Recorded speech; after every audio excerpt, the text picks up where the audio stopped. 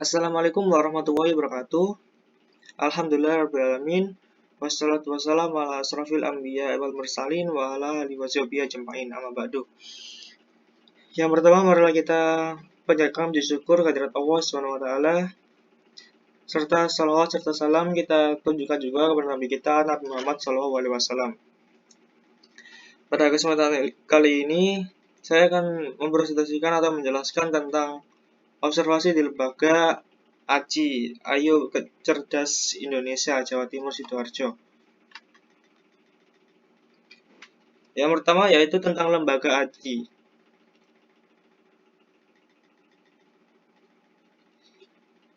Tentang lembaga ACI, Ayo Cerdas Indonesia, awalnya itu menggunakan brand Rumah Cerdas Indonesia atau sering disingkat dengan RCI.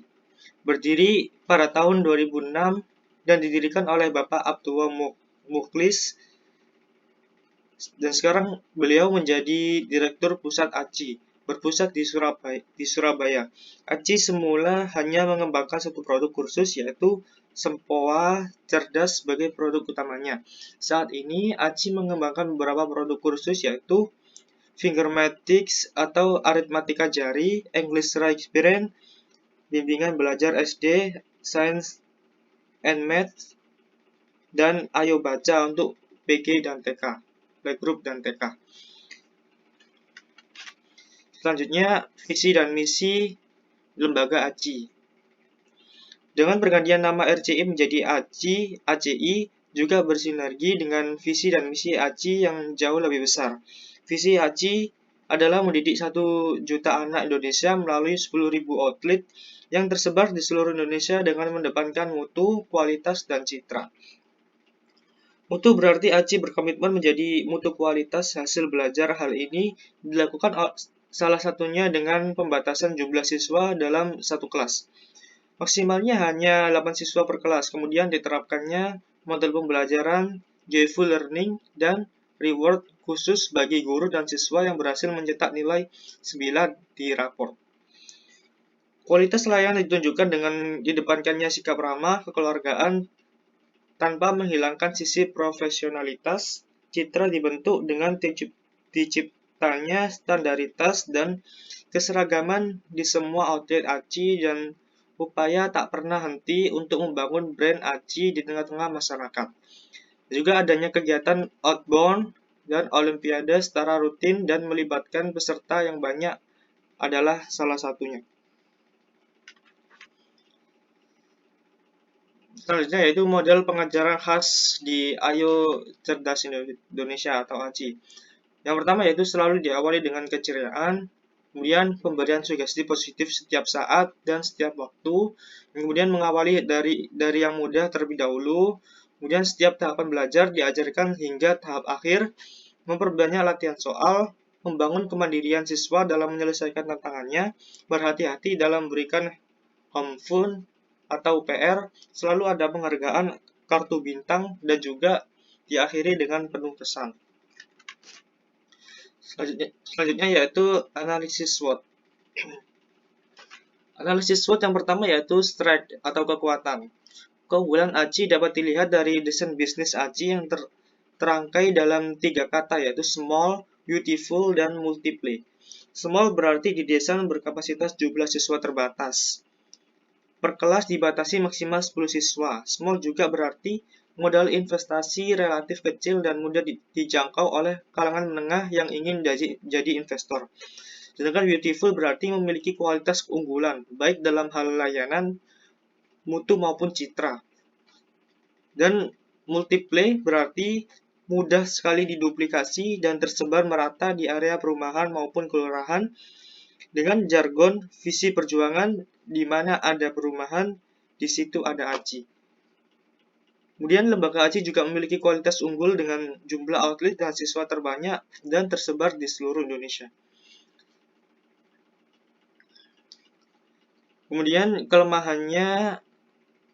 yang kedua yaitu weakness atau kelemahan. Kelemahan akibat dari banyaknya jumlah siswa, proses administrasi terbengkalai.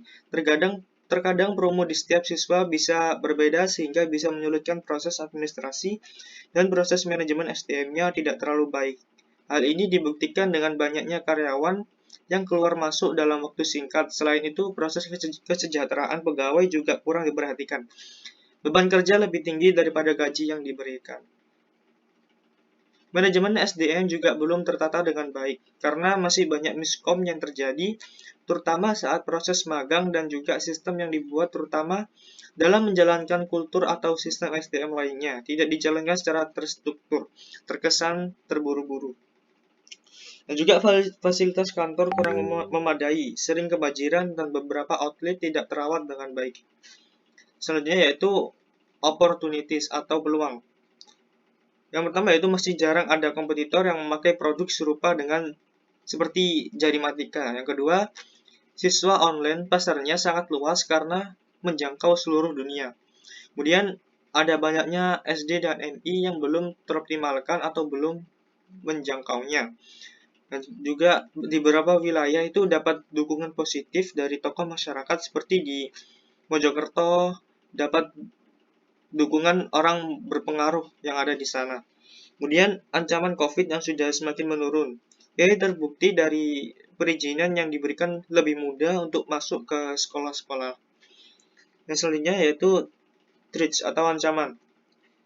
Yang ancaman yaitu adanya isu krisis moneter di tahun 2023. Kemudian ada kompetitor yang sudah besar seperti Kumon. Di beberapa outlet ada yang masih kesulitan untuk masuk ke sekolah karena birokrasinya tidak mengizinkan. Selanjutnya solusi dan cara mengatasi permasalahan lembaga. Solusinya yaitu perlu ditingkatkan lagi kinerja SDM-nya supaya proses administrasi bisa berjalan dengan lancar dan juga lebih diperhatikan lagi kesejahteraan pegawai sehingga bisa meminimalisir keluarnya karyawan dari lembaga AJI. Kemudian fasilitas kantor juga lebih diperhatikan untuk kenyamanan dan juga kesejahteraan karyawan karena dengan fasilitas yang memadai, kinerja karyawan itu juga akan semakin baik. Lebih dibangun lagi chemistry karyawan supaya tidak lagi terjadi yang namanya miskom, yang dimana itu akan merugikan lembaga.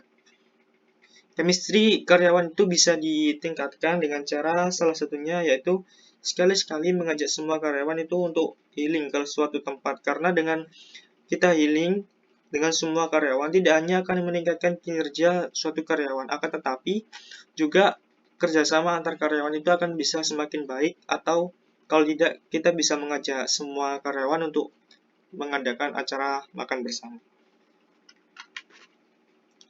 Sekian yang bisa saya sampaikan, kurang lebihnya mohon maaf. Terima kasih. Wassalamualaikum warahmatullahi wabarakatuh.